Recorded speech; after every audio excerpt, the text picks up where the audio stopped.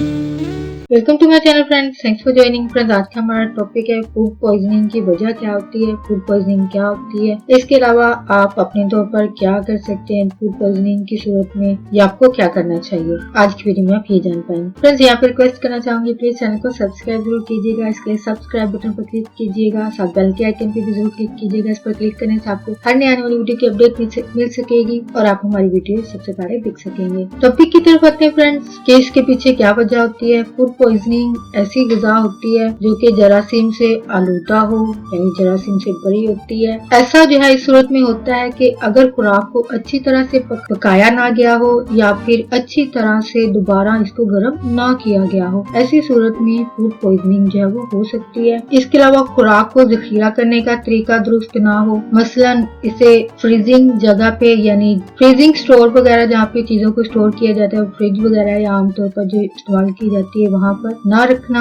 यानी अच्छे तरीके से इसको ना रखना इसकी वजह है। और इसके अलावा बहुत ज्यादा वक्त के लिए खाने को बाहर रखा जाए, इस सूरत में फूड पॉइजनिंग हो सकती है। या फिर कोई बीमार शख्स जो है इस खाने में हाथ डाल दे, या फिर कोई इसको हाथ धोए बगैर जो है खाने को हाथ लगाए छुए, ऐसी सूरत में फूड पॉइजनिंग हो सकती है। और इसके अलावा मुकर्रा तारीख के बाद ग़िज़ा का इस्तेमाल किया जाना, यानी ये तो वो प्रिजर्व जो फूड्स होते हैं जो कि कैन वगैरह में आप दुकानों वगैरह से लेते हैं, अगर आप एक्सपायरी डेट के बाद इसको खा लेते हैं तो वो भी फूड पॉइजनिंग की वजह होता है। अब इसके लिए फूड पॉइजनिंग की सूरत में क्या किया जाता है। फर्स्ट ऑफ ऑल तो फूड पॉइजनिंग जो है वो कभी कभी सेहत के लिए संगीन सूरत हाल पैदा कर देती है। ऐसा आप में से बहुत सारे लोगों ने न्यूज वगैरह में सुना होगा कि किसी होटल वगैरह से या फिर जंक फूड के जो स्टॉल वगैरह वहाँ से कोई चीज लेकर खाने से इंसान की तबीयत खराब हो जाती है, और उनमें से अक्सर लोगों को ये भी न्यूज में सुना गया है कि उनकी मौत भी वाकया हो गई। यानी इस हद तक वो फूड जो है वो जरासीम से आलूदा था। इवन यहाँ तक कि इंसान की मौत भी जो है इससे वाकया हो सकती है। लेकिन आमतौर पर इस पर काबू पाना जो है वो ज्यादा मुश्किल नहीं है, यानी इसका इलाज जो है घर पर ही रहते हुए मुमकिन है, जो कि आप कुछ एहतियातें करने से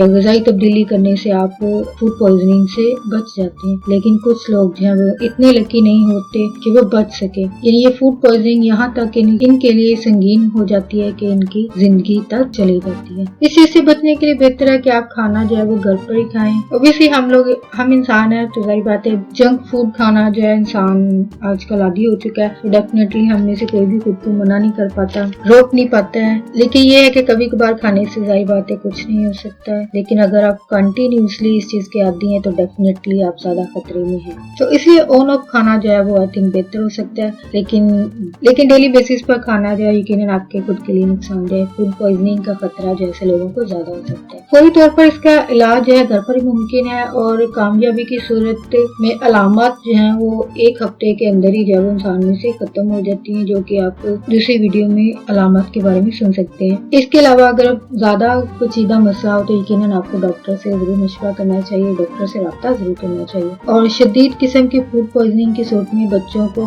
या बड़ों को अपने स्कूल या काम से जो है वो लीव लेना पड़ती है। लीव लेकर जो है वो रेस्ट और आराम करना चाहिए। इसी सूरत में ही आपको जल्द जो है इस मर्ज से निजात मिल जाती है। तो फ्रेंड्स आज का टॉपिक आपके लिए इन्फॉर्मेटिव और इंटरेस्टिंग रहा। मजीद अवेयरनेस और आगाही के लिए आगे फ्रेंड्स एंड फैमिली के साथ वीडियो को शेयर जरूर कीजिएगा, वीडियो को लाइक जरूर कीजिएगा, कमेंट जरूर कीजिएगा। अगर कोई बात अच्छी लगी हो तो प्लीज लाइक जरूर कीजिएगा। आपका वीडियो देखने के लिए बहुत शुक्रिया।